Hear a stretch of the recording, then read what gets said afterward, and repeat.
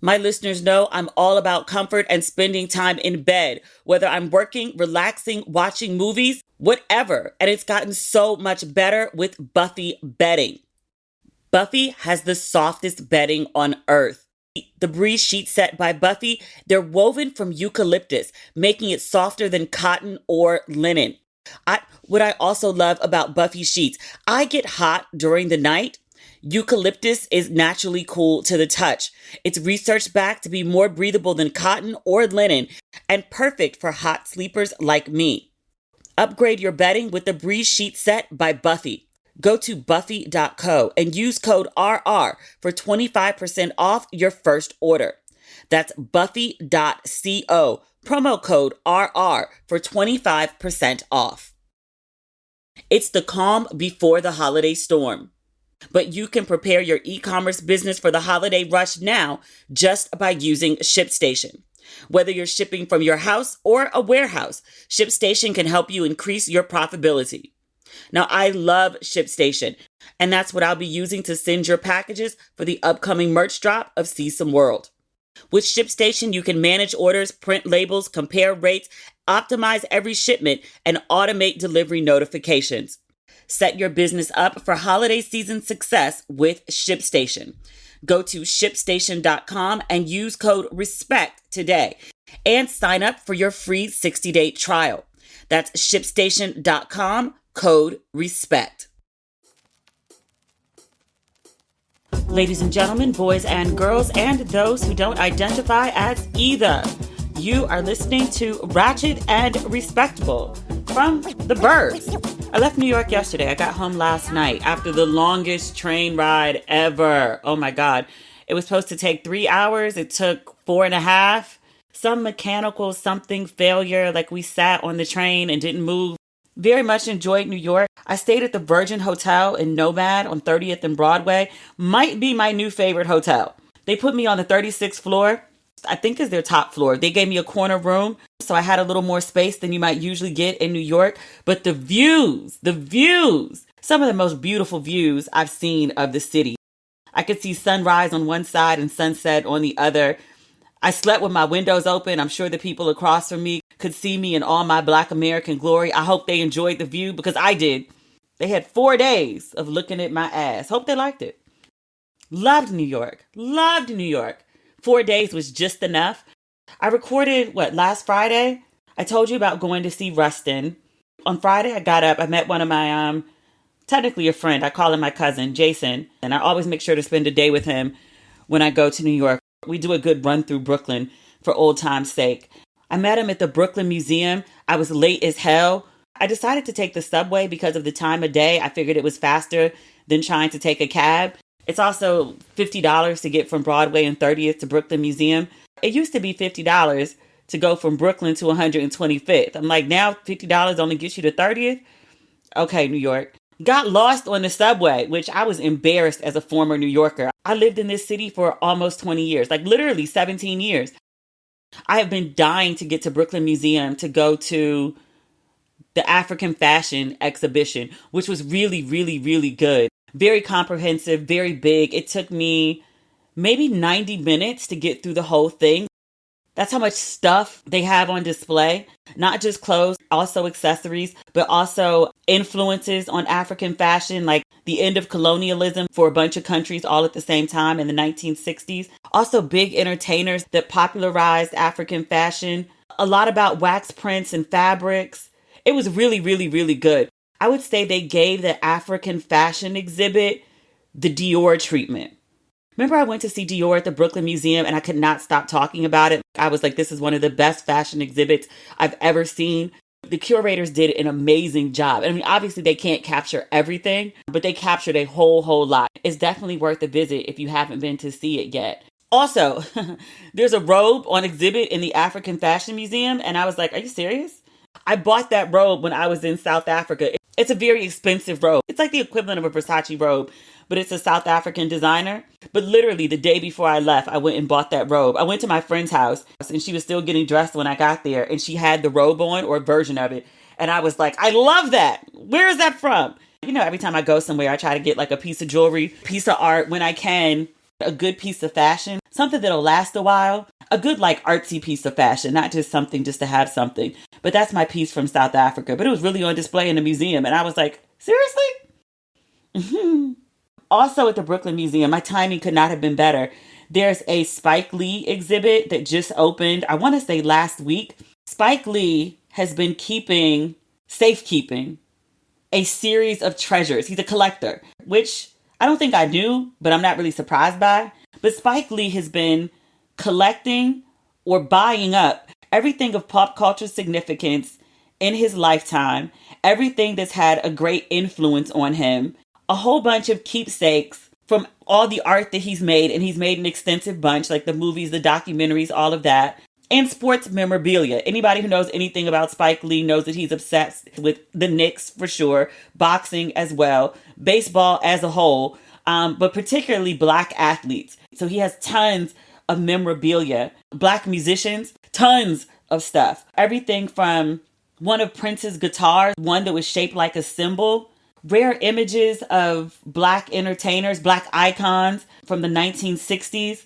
Actually, let me go through my phone. I took a bunch of pictures. I'll read you off some of the stuff that's there, or the stuff that stood out enough that I took pictures of it. Also, random artifacts from, is pre-civil rights accurate? I'm thinking of signs for colored only, plus racist memorabilia. He's got a lot of stuff with blackface imagery on it. I'm scrolling through. He's got vintage movie posters from the blaxploitation era. He's got a lot of Black art. He's got a wanted ad for Angela Davis, which is sitting below Angela Davis on the cover of Time magazine years later. I was like, that's a testament of just keep living if ever I saw one. Like, literally, you go from being wanted by the FBI to the cover of Time magazine. Life. I'm scrolling through my pictures now. Unsurprisingly, but still, like, I completely freaked out when I saw it. Do you remember the Letterman jackets from school days? The ones with G5G? He has those. There's tons of memorabilia from his movies. Tons of memorabilia from the Knicks. Also, lots of stuff about hip hop too. He had a bunch of Biggie stuff. Remember a couple years ago, New York had the Metro cards with Biggie on them? He has those. There's a bunch of original records. He has Aretha Franklin's gospel album, Amazing Grace. I wonder if my father has that. He might. There's so much stuff. And going through the museum, it took me 2 hours to get through the exhibit. And I went through at a medium pace. If I was there alone, I probably would have been more leisurely about it. I would have read every caption and I would have overanalyzed every picture. And the thing that I kept thinking, and I also asked my friend, where did he keep all this stuff? Like, is there a warehouse where Spike Lee just like collects all this stuff and just keeps it? I just want to know where all this stuff has been. And I'm sure this isn't everything. This is just the stuff that he was just like, okay, like, sure, like I'll display it. But I'm sure he kept certain things back. But I'm like, where are you keeping all this? If he lived in the suburbs, I probably wouldn't ask. But I'm like, you live in New York City. Where's all this stuff been? All this time. The other thought, a lot of this stuff, I would say maybe half of it he purchased. And I mean like spent big money to get. He has baseball bats and jerseys from the Negro Leagues. So clearly he paid a pretty penny for that. He has movie posters of great movies that were an inspiration to him as an artist or that he just enjoyed. He paid a pretty penny for those. Some of the artwork, the vintage photographs of the Black icons, he paid good money for that. The Knicks jerseys, things like that. He might have actually been given a few of those because a lot of them are signed by the players. Paid good money for that. Okay, outside of that, I would say like that's half the exhibit. The other half is stuff that happened during his lifetime and he had seemingly the good sense to tuck it away. Magazine covers, movie posters that came out, like you probably could get them for $4.99, $5.99, no more than $11. I collect movie posters, that's how I know. I think he had the good sense to buy them at the time, and over time, as those movies have become classics, he still has them. But like newspapers from, say, when like Barack was elected, magazine covers of various things, newspapers about him, like he just kept all that stuff. Now, some people would be like, sir, you're a hoarder. It made me think about being more diligent about collecting culture. Like I sort of do it already. Every magazine that I've ever written for, I've saved at least 1, maybe 2 copies. All the magazine covers or the magazines that were a really big deal to me I still have all the Honey magazines. I have them. All the Suede magazines. I have them. All like the big Vogue covers of any country. Do you remember like 10, 15 years ago, Italian Vogue started doing an annual Black girl issue, kept all of those, kept every Vogue with Michelle Obama, Beyonce, or any like major Black girl on the cover. I have all of Lupita's covers and Rihanna's from most major magazines. Like, I keep stuff like that. But after seeing that Spike Lee exhibit, I was like, yo, I'm going to be more mindful of keeping and then also more diligent about collecting. Like I just mentioned, I do movie posters already, but some of them are rolled up, tucked into like one of those cardboard scrolls in the basement or in the attic. I was like, should I put this stuff somewhere for safekeeping? I mean, God forbid there's a flood or a fire. After we left Spike Lee, we actually had to go get something to eat because neither Jason nor I had food. We were both becoming grumpy. I have a favorite restaurant in Brooklyn. You know, I like to eat bowls of food. They have this salmon skin bowl that is absolutely amazing. Like, I love it.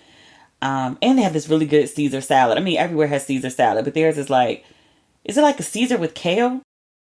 We went to get something to eat and then we went back because we really could have gone from Brooklyn Museum to Brooklyn Library because they're 5 minutes apart walking. Then we went back to the Brooklyn Library because I wanted to see the Jay-Z exhibit, which was, it wasn't as extensive as it could have been given Jay-Z's 30 plus year career. It could have been a whole lot more, but I'm also going to give grace because it's in a library and not in a museum. That said, it wasn't everything, but what was there was really dope.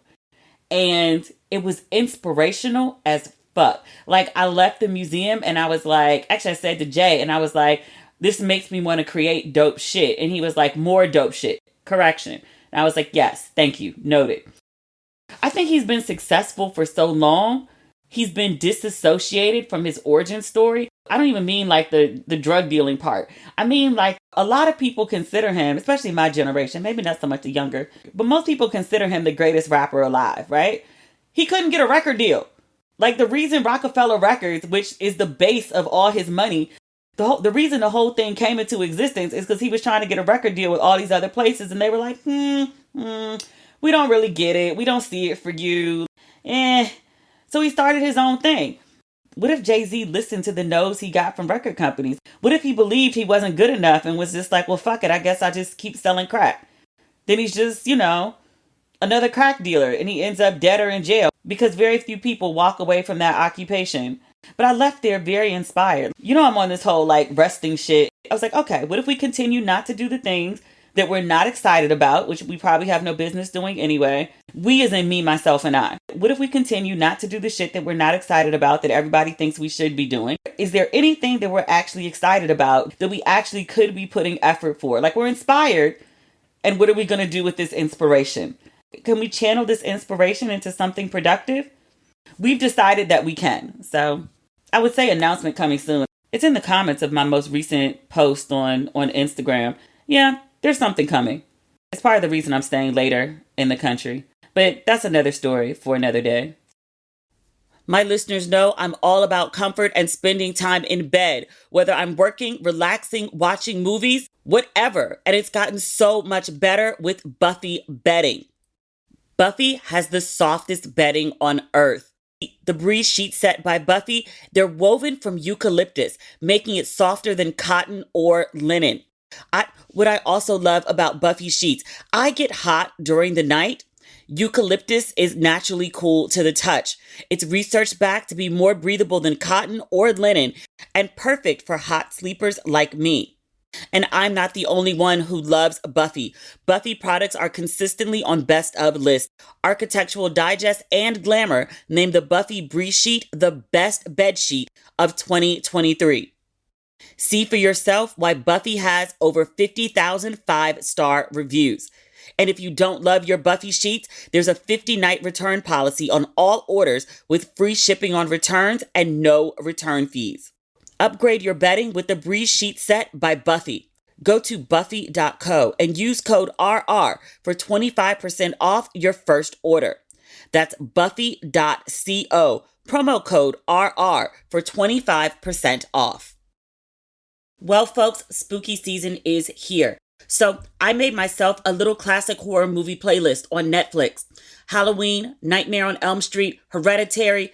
If you try this yourself, you might notice you won't find them on Netflix. So how did I do it? Easy. I just used my favorite app of all time, ExpressVPN. ExpressVPN lets me change my online location and trick Netflix into showing me movies and TV shows that aren't normally available here in the US. You can get thousands of extra shows.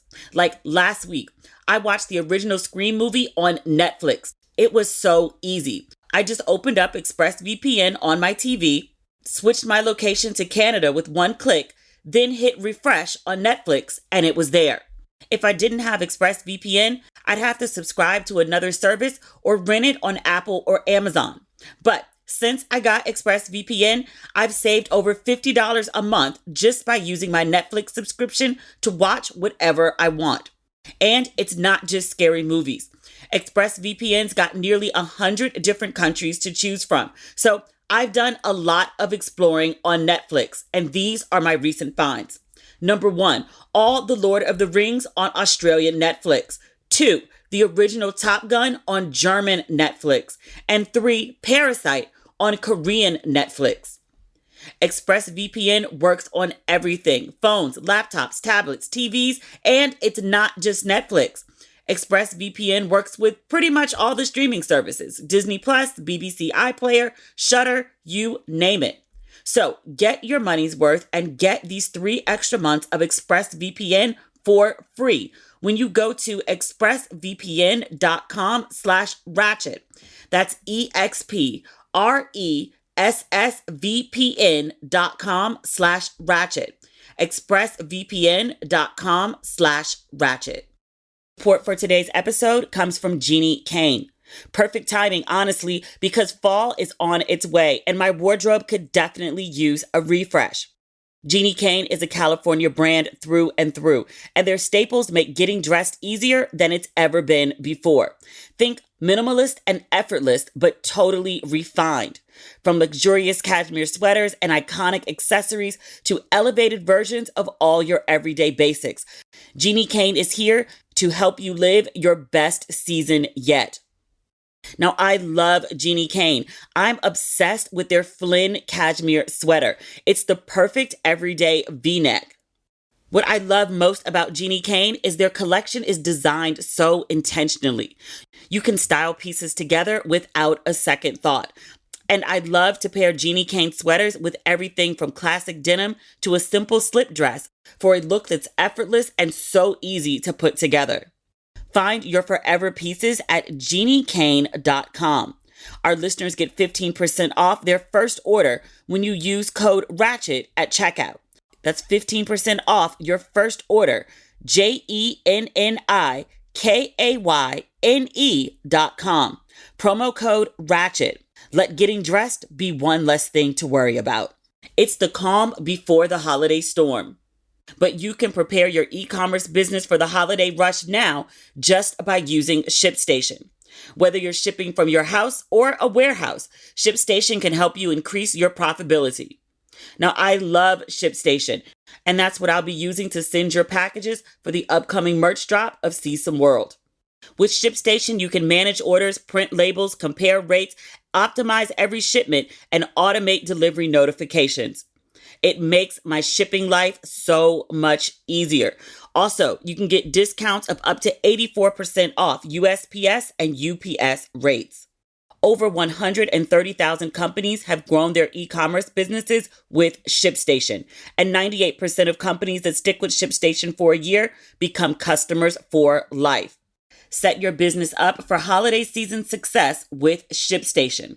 Go to ShipStation.com and use code RESPECT today and sign up for your free 60-day trial.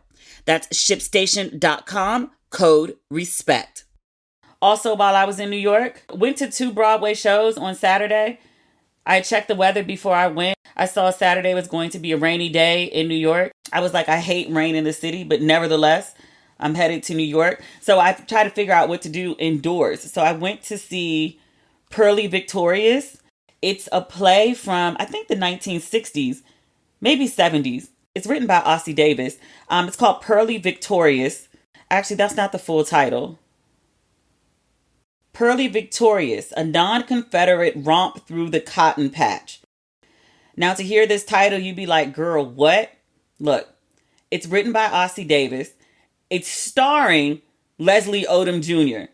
He's definitely getting another Tony off Pearly Victorious. Y'all, if you are hearing the sound of my voice, take yourself to Broadway.org, Broadway.com, whatever the site is where you can purchase tickets to Pearly Victorious. I paid $250 row G center. After, I'd probably say next month, you're not going to be able to get tickets for under $400. They're going to start charging Hamilton type money to go see him. He is amazing in this play. He is amazing, and the entire cast is also amazing. I showed up to see him. Wasn't the biggest fan of Hamilton in general. It just didn't do it for me. Also, I never saw the play. When I finally got Hamilton tickets, it was literally the day Broadway shut down for COVID. I saw Hamilton on Disney. I don't think I made it all the way through. Also, I'm not the biggest musical person. I like plays. I like theater. Musicals, tricky. Old school musicals, okay. Soundtracks to musicals, fine. Actually sitting through a musical, not really my favorite thing, unless I'm super familiar with the music. Remember I saw Tina Turner in London and I saw Temptations in London? Music was fine. No issues. This one's not a musical. That's it. Entire cast, absolutely phenomenal. Went for Leslie Odom Jr. Even though I didn't particularly care for Hamilton, you could spot talent anywhere. Even if you don't like the material, you can recognize talent. There is this 10-minute soliloquy of Leslie Odom Jr., his character, telling a story. I can't tell you what the story's about because I don't want to ruin the play for you. You know how black folks tell stories? Like a real good black storyteller. He's telling this story and the people are reacting to this story. And he's telling the story so well, like I wanted to jump out of my seat. I reviewed the play on my Instagram and I woke up the next morning and Leslie Odom Jr. had sent me a DM. I forget. I write stuff and I forget like how far the reach of the stuff I write is. Luckily, I'm a little less reckless in the things that I say. But I'll tell you what he said. I don't think it's off limits. I won't read you the whole thing. He said of himself in the cast that the production is, quote, so precious to all of us. We feel so divinely blessed that it is touching people like we prayed it would. I was like, oh.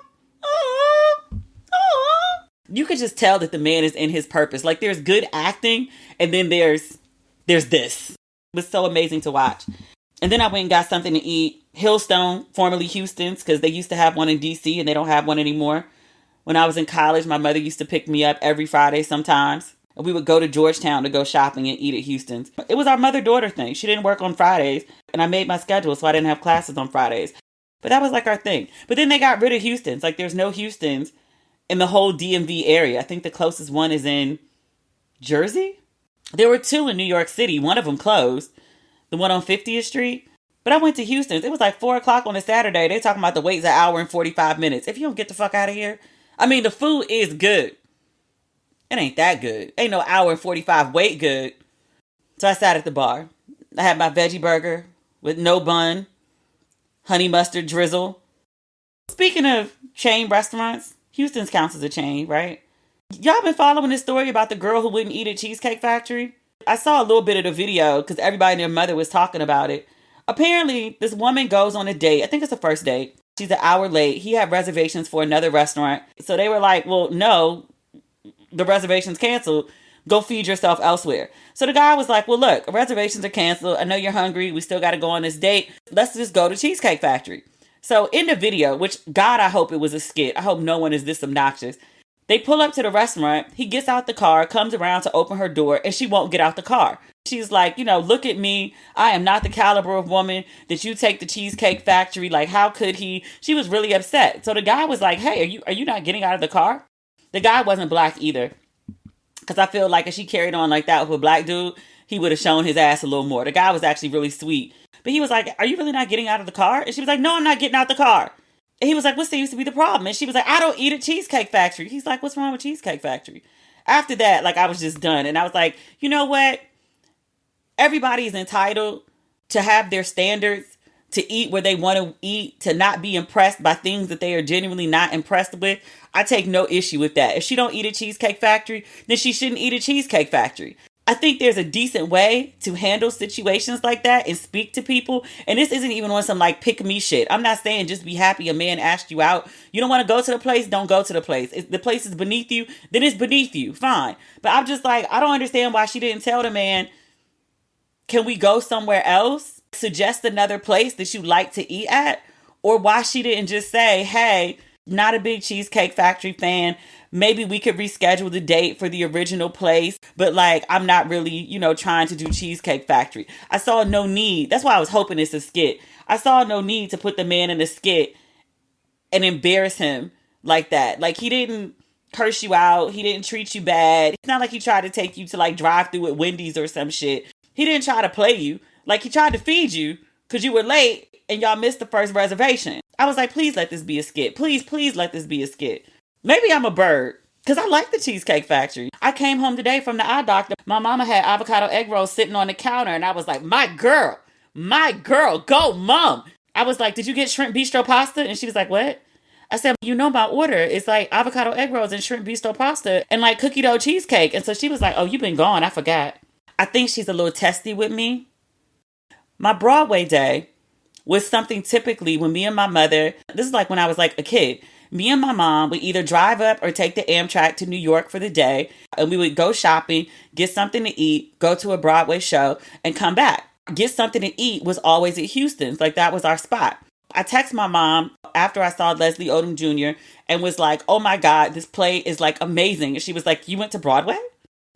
And I was like, yeah, I went to see Pearly Victorious. And it's like this Ossie Davis. She's like, I know what it is. Oh, okay. So I got to Houston's and I sent it to her and I was like, oh my God, like I went to Houston's and blah, blah, blah. And she was like, oh, now you're at Houston's? She was like, you're having a mother-daughter day without a mother. She feels away. I think that might be why. She was like, oh, I don't know your order anymore. She got me the avocado egg rolls, which are my favorite thing. But my shrimp bistro pasta, I was like, that girl who was mad at Cheesecake Factory, I was like, girl, have you never had the shrimp bistro pasta? That's good eating. She really could have had some cookie dough cheesecake and some rosé and lived a good life. I mean, it would be fine for me. She says she don't like it. She don't like it. I'm not mad at her for not liking it. I'm just mad. She was very rude to old boy.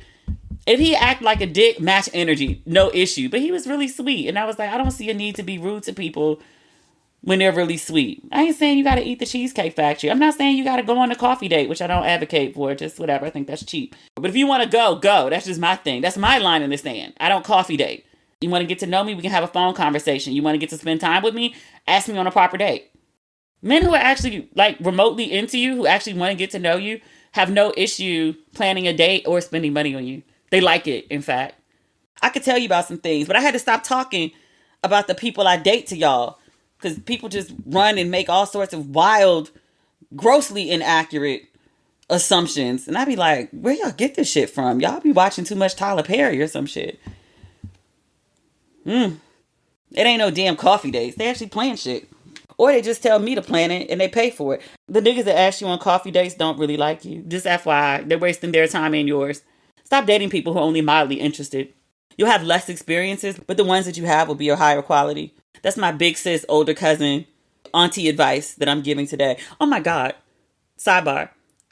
I went to the optometrist today. I thought the last time I had been was, this sounds really bad, stay with me, was 2019. They were like, no, it's 2017. So I have the same glasses from 2017.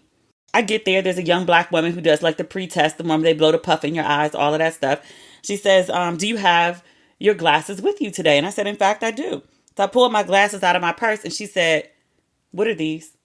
I said, what's wrong with my glasses? They're very beautiful glasses. They're camo frames. They're of high quality. And I think they're really cute. She was like, I'm sure they were cute in 2017. She's a young girl, like her early 20s. She still speaks with her baby voice. She doesn't speak with her bass yet. And she was like, no, you can't wear these glasses. She was like, you're too cute to wear these glasses. I was like, you really don't like my glasses? And she was like, no, these are auntie glasses. She was like, you're cuter than this. You need more modern frames. She's like, you have this beautiful hair. You have this beautiful face. She was like, you don't look like auntie. But when you put these glasses on, yes. So I looked at some other frames and I found a pair that I liked. And then I tried on my pair because I was like, no, this makes no sense. I will not be peer pressured into new glasses And then I tried on my frames.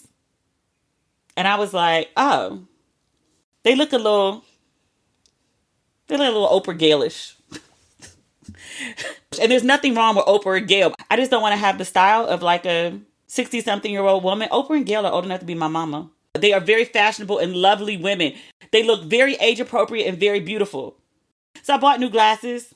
It's some nigga shit too. It's some stunting shit. I did not buy them for the stunt. I bought them for the shape. They were the only glasses that had that shape that I really liked. I sent a picture to my bestie and he was like, when the album coming out? And I was like, really? Really? That's not the point. The point is, I went to see Jaja's African hair braiding. It's very rare that like a Black woman playwright is on Broadway. The playwright is Jocelyn Bio. I'm like 98% sure that she also wrote Schoolgirls or the African Mean Girls play. I saw that one when I was in London too. And it just dawned on me when I was watching Jaja's. I was like, there's something about the cadence and the rhythm of it. And I was like, is this the same chick? It is. Both of them were phenomenal in different ways. The same way I said, get thee to a theater for Pearly Victorious, get thee to a theater for Jaja's African braiding. It's really, really good. If you've ever sat in an African braiding salon, if you've ever gone to a Black beauty salon anywhere, it's all the same drama, slightly different characters, different origin stories, but it's all the same people. Black women are Black women are Black women. Very different than Pearly. And also, in addition to, extremely well written, funny as hell, and a great, great storyline with a twist that I didn't see coming. And I don't want to tell you anything about it because I went in completely blind. I don't want to ruin it for you in any way. But really, really, really, really, really, really good. It's very much an immigrant experience and it encompasses the African diaspora, minus Brazil, because they speak Portuguese. So they often get left out of the discussion. Also, one day, remind me to talk about the difference between immigrants and expats. I mean, there really is no difference. But who gets labeled immigrant versus who gets labeled expat and the difference in how they're treated is very, well, it's a conversation worth having. I should probably have it with somebody else. What else is on our list? Oh, I went to the Sherry show yesterday. One of my really, really good friends, John Murray. John has been on the show at least 2 times, maybe 3. But John is now the EP, or has been for a while now, for the Sherry Shepherd show. He and Sherry have been besties for like 20 some odd years. But I hit up John. I ran into him at the D Nice show a couple weekends ago at the Kennedy Center. But I told him I was coming to New York and I was like, I want to come to Sherry. So I did. It was really, really good. I don't have much to compare it to because I think it's my first time being like in a talk show audience. I used to do daytime TV all the time, but I was like on the couch. I wasn't in the audience. It's freezing. I don't think it was 60 degrees in that studio. I think it was more like 50. The music was hella loud, like club level loud. You know, on daytime TV, everyone's like super peppy and super energetic, like 'cause it's morning. I think they freeze in the audience and like blasting the bass to keep everybody like awake and energetic. My mom watched Sherry. She was like, I saw you standing up clapping and dancing. And she was like, that's not really you. And I was like, it was cold. I had to keep moving. One of the segments was Chef Kwame. He's a celebrity chef. He was on one of the big cooking shows. Was it Top Chef? I don't know. I don't really watch the cooking shows like that. I'm like, I could look at you prepare the food, but I can't like eat it. Like, how do I know if it's good? I mean, the judges can tell me if it's good, but like, I want to taste it for myself. I'm just not like a big like cooking show type person, but it's a huge market. People love that shit. And also, I didn't realize it until after I posted about it. He used to have a restaurant when the Wharf in DC first opened. He used to have a restaurant there. It didn't stay open very long, but I did go once and the food was absolutely amazing. It had a great location. The restaurant was very sexy. Ambiance was amazing. You would stop by there. You never know who you would see hanging out at the bar. It was a really, really cute place. It just didn't last. And I don't think that's a reflection of him. For whatever reason, restaurants in that space don't tend to last. There's a really high turnover. That's not the point. The point is, Chef Kwame has a restaurant in New York. I think it opened late last year. New York Times named it, Tatiana's, the best restaurant in New York City. So the wait list for this place is at least 30 days. I've talked to people who are like, I've been trying for months to get a reservation, still can't get in. When I was hitting up my friends, telling them I was coming to New York, I wanted to do something and stuff and whatever. One of the people was Bevy. And I was like, what are we doing? When are we getting together? And she was like, well, have you heard of Tatiana's? And I was like, actually, yes, several people have mentioned it to me, but you can't get reservations for months. And Bevy was like, yes, it's very difficult. And I was like, well, I'd love to go, but like, how do we get in? Like, who do I call? Bevy was like, no, say less. I'll make a call. So she got us reservations Friday night, prime time. Same chef is on Sherry. I was like, I feel like, is this what they call serendipity? I was like, this man keeps popping up on my radar. The food is really, really good. Like I had the Branzino, it's like fried Branzino. And then there was like some fried okra. That's way too much fried food. But that okra was good as shit. I'm trying to think the other Sherry segments. What's the guy that just quit? The black guy? Daily Show. Roy Wood Jr. That's his name. He was doing Trevor Noah's old job, but he was doing it as a guest. But I guess he'd been doing it for a while and they hadn't hired him. They were still auditioning other people. So Sherry was his first interview after quitting. He explained it in a way that made perfect sense because everybody was like, why didn't you just stay? They seem to like you. You could have got the job. And he was like, I mean, I still could. It's possible. He compared it to you're dating someone. They've been dating you for a while. It's about time to make a commitment and they don't want to commit. So you got to back away and be like, I respect where you are. I'm looking for something more serious. Go ahead and you keep dating around. If you ever get serious and I'm available, reach out and maybe we could work something out. But as for now, like I've given you my best and you're not willing to commit. So I got to move on because I want a commitment from somebody. I was like, oh, well, when you put it like that. Also, yes, I know the drama concerning Chef Kwame. I don't care. That food was fucking amazing. I'm like, sir, as long as you keep making the Branzino the way you do, date who the fuck you want to date. I'm taking the same stance Monique had about Jada Pinkett Smith. Monique was on some radio show this week and they asked her, you seen all the drama with Jada Pinkett Smith and all the things that people are saying about her and Will? They said, what is your take on Jada? And Monique said, it's not my business. And I was like, yo, keep this energy, Monique. Keep this energy. This is the energy we've been wanting from you. Because the commentary about the bonnets, that wasn't it. That wasn't the energy we wanted. The last comedy show, we're not going to talk about it anymore. We talked about it at the time. We're going to move on. That wasn't the energy that we wanted from you. This energy, this is good energy. This is the version of Monique that I would like to root for. I saw some folks say, they were like, Monique is so inconsistent because sometimes she says this and sometimes she says that. And I was like, what you call inconsistency, what you call hypocrisy, I see possible growth. This is when I wish I was filming the podcast. You could see me doing the growth signal. Remember the girl on Insecure, Kelly? She was talking about something. She was like, growth. And she raised her hand up. And I was like, that's how I feel about Monique. I feel like we're witnessing growth. I hope it's the case. I actually don't have any more thoughts about Jada at this time. I went to Barnes & Noble around, I would say 5 o'clock. I got the last copy they had in stock. The book just came out today. I'm going to reserve any additional commentary on Jada Pinkett Smith until after I've read the book. I need context.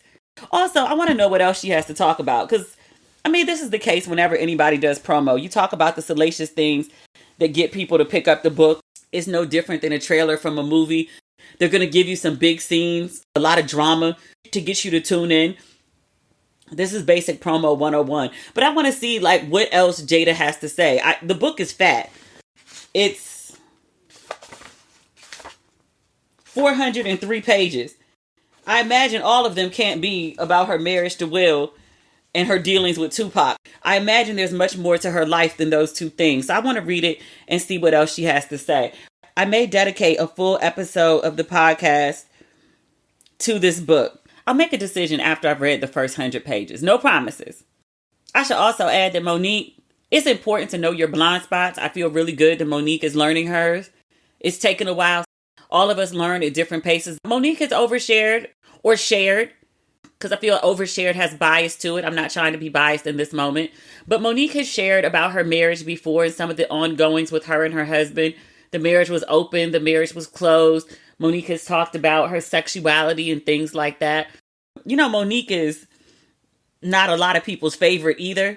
She knows better than most the position that Jada Pinkett Smith is in right now, with so many people being so viscerally and loudly angry with her. So I think declaring that she will mind her business was an excellent answer for that interview. Also, I think it's worth mentioning, a lot of folks are really like up in arms over Jada Pinkett Smith, which I don't have to tell you if you participate in the internet in any fashion, you've seen it. Will Smith seems not to give two fucks about this whole thing. He's done 2 different Instagram posts basically saying that he's in the middle of nowhere. One of them said notifications off. Meanwhile, his comments were on. But okay, somebody else could be posting for him. It's not like he doesn't have assistance. The other one The frame started out on him and then like zoomed all the way out so that you're like looking at the world. Basically saying he's in the middle of nowhere and hard to reach. He really don't care. And then just in case that wasn't enough, he sent a statement to the New York Times. They did an interview about Jada. Let me see if I can find this. I'm reading it on Vanity Fair. Because the New York Times, you got to pay for it. But Vanity Fair has good excerpts. They report Smith said that his wife's memoir made him realize that she's lived a life more on the edge than he'd realized. He continued, when you've been with someone for more than half your life, a sort of emotional blindness sets in, and you can all too easily lose your sensitivity to their hidden nuances and subtle beauties. There's more to this quote than that. Hold on. Actually, I'm on the New York Times right now. They're letting me scroll. Oh, no, they're not. Okay, yes, they are. Her pictures look amazing. Can I ask a question without being rude? I don't mean no types of rudeness. This is a genuine question, right? Jada has been diagnosed with alopecia. Her hair came out. It wasn't growing back. In the most recent pictures to promote this book, Jada has hair. The hair is blonde. You see where I'm going with this? I'm not a doctor. I'm not a cosmetologist. I am somebody who's bleached their hair on multiple occasions, professionally and like at home. I've had similar cuts to Jada off and on for most of my life, and on multiple occasions, I've bleached it platinum blonde. You can't get platinum blonde without bleach. Even with Olaplex or Opalex, whatever it's called, because I use that too. It's more gentle on your hair than just using like bleach without it, but it's still bleach on your head. It's a chemical. And with your hair that short, it's not like you're bleaching the ends and it's never touching your scalp. You're getting bleach on your scalp. There's no way around it. Is that healthy for alopecia? It would strike me as no. I'm sure she has the best people in the business, the best professionals working on her hair. And still I ask, is there a professional way to use bleach on your head when you have alopecia? A genuine question. Genuine question because I don't know. Not a doctor, not a scientist, not a cosmetologist. Genuine question. It would strike me as bleach on your scalp would not be good for a condition like alopecia. But what do I know? Also, we were talking about this on my Facebook page. It came up in the conversation about the bleach and the alopecia. One of my readers asked, she was like, the body always keeps score.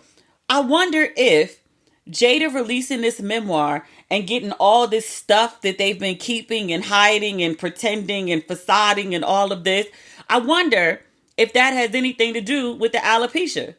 You know, she and Will are trying to figure their things out and she's hiding all these secrets and her hair is gone. And now she's letting the secrets out and telling the world her truth. And now the hair is back. Do you think it's related? I was like, it could be. I got shingles during the separation. Then going through the divorce, I get sciatica. Finally divorced the man. I ain't had shingles or sciatica since. I really wonder if Jada's hair is related to the stress of whatever else is going on in her life. Will Smith, New York Times statement. What else do I need to search to find this? Okay, I'm trying to find it in Variety now. Variety has a different version of the quote. They're quoting the same letter. They're just quoting different parts. They say Smith expressed that Pinkett Smith's revelations about their marriage in her memoir, quote, woke him up. She is more resilient, clever, and compassionate than he'd understood. He talks about being with someone in more than half the life, emotional blindness. Variety also quotes, and you can all too easily lose your sensitivity to their hidden nuances and subtle beauties. I swear there was more to it than this. The quote that I'm trying to find is basically Will said that he would have acted different had he known what he realized about her after reading her memoir. You just now feeling like you're getting to know her? That's a hell of a blind spot, bruh. That's not the only memoir I picked up. I picked up Pinky Cole's book, Pinky Cole from Slutty Vegan. That used to be my first stop. Like as soon as I landed in Atlanta, I go pick up my car and drive straight to Slutty Vegan. But she has a book called I Hope You Fail. 10 hater statements holding you back from getting everything you want. The quote on the back of the book is, there are no limits. People used to tell me when I was growing up, the sky's the limit. She says the sky is not the limit. There's so much above what the sky can offer. She would know. And then I have Walk Through Fire by Sheila Johnson, formerly of BET. She was married to a man named Bob. Maybe you've heard of her. They, together with investment money from Sheila, started BET. When she and Bob went their separate ways, she took half because she had put up the front money for BET. She is America's first Black female billionaire with a B. So she wrote a memoir of love, loss, and triumph. The DC circles are talking very much about it. Because, we all go hang out at, what's her resort? I used to go out there for lunch. I might go out there while I'm here. I think she's building another one in DC. Why can I not remember the name of this resort? They got horses? Salamander. I think they're opening a Salamander DC. Or is it already open? It's a 5-star hotel. Apparently it is already open. Home to the renowned Salamander Spa, steps away from the nation's most cherished monuments. Oh, it's the former Mandarin Oriental. Okay, I know exactly where that is. But yes, I'm going to read Sheila Johnson's book. Am I remembering this right? Did she marry the judge that oversaw her and Bob's divorce? I'm reading the back of her book too. It says, these days, I'm a successful businesswoman, a happy wife, a mother and grandmother. It might look from the outside like I had it easy, riding the rise of Black entertainment television to a life of wealth and privilege. But believe me when I tell you, I had to walk through fire to get here.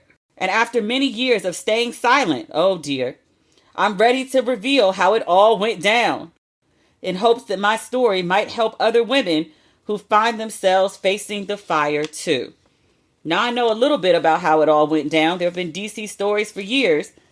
Last but not least, Nothing is Missing by my friend Nicole Walters. Nicole's been on the show before. She had a reality series about her family. I can't remember the network that it ran on. Was it Lifetime? But she came on Ratchet and Respectable then to talk about her show. But now she has a new book. It's a memoir. So many memoirs these days. Brittney Spears has one too. But a memoir of living boldly. So I know like a good chunk of this story because Nicole and I have been friends for a while. And we have dinners with wine when we're in the same city. Funny enough, we were just talking about Sheila Johnson. I met Nicole when I was out at Salamander for New Year's Eve. I was there with my cousin for the holidays and she was there with one of her friends. But we've had many brunches and lunches and spa dates since then. We talked a lot about life and living as women do. So I know a bunch of her story, but I'm sure there's so much more. So I'm looking forward to reading her book. She's been a good friend to me. Last but not least, we need to talk about Brittney Spears has a memoir coming out. I think it was just announced today. So like the same trickle of information that's been coming out like about Jada Pinkett Smith, it's the standard rollout anytime a big celebrity does a memoir. They're doing 50 million interviews. They're talking about different subjects in different interviews because everybody wants to have an exclusive. You can't tell People and Good Morning America and the New York Times all the same story. Everybody wants fresh stories. So you get a lot of information from people rolling out very strategically over the week leading up to the drop of the book and then a couple weeks after. But so far, what I've read for Brittney, she talks about what life was like under her conservatorship. I saw the headline. I didn't get a chance to dive into it. We might talk about it next episode, depending on what it is. But the big bombshell, and I want to say I saw this on the Shade Room, and I was like, oh, the Shade Room covers white people? I guess Black people like Brittney Spears. She had an abortion for Justin Timberlake? She says they got pregnant. She wanted to keep the baby. Justin was like, no, and we're too young and absolutely not. And so she said she had an abortion for him. This is the same Justin Timberlake that after they broke up, made that Cry Me a River video with the Britney lookalike and was very callous toward her. After the woman was pregnant for you, you acted like that? Apparently, I don't know if this was confirmed as true. I want to say Britney's memoir was supposed to come out a while ago, and Justin Timberlake and his lawyers had been holding it up because they knew she was going to talk about his ass. I'm actually very excited about Britney's memoir. I mean, this is 20 years ago now, but she really like went left and it seemingly never recovered. And I want to know like what happened. It's not really my business, but if she's writing a memoir and she's ready to share, I'm ready to read and find out. A lot happened to Britney and it was just a different time. I'd like to think that people would be more sensitive, understanding now, but then I also look at what's happening to Jada and I'm like, y'all motherfuckers don't care. We kind of specialize in a culture. It's like trying to push people over the edge and then be shocked when they fall over it. Like, oh my God, how could she? Like, what did you think was going to happen? My analogy for that is always like Tiny. T.I.'s tiny? Or tiny? I mean, it's not like she's defined by her husband. Tiny hairs? Like, people made fun of her appearance for years. And then she started getting surgeries to her body. She went somewhere overseas and got some ice blue Smokey Robinson eyes. And people were like, why do you keep cutting up your body? Why would you go get those blue eyes? And I was like, y'all sat around and told this lady how unattractive she was, how undeserving she was with her husband. Questioned how he could look how he does, be successful as he is, even though he was with her before all the fame. When they met, she was the famous one. He was trying to get on. And when the woman actually went and got alterations, people were like, well, why would you do that? Why wouldn't she? And there are 50 million examples of us as a culture doing that to people. You told me I wasn't shit, and then I went and tried to be shit, and now you still complaining? Yeah, that's kind of what we do.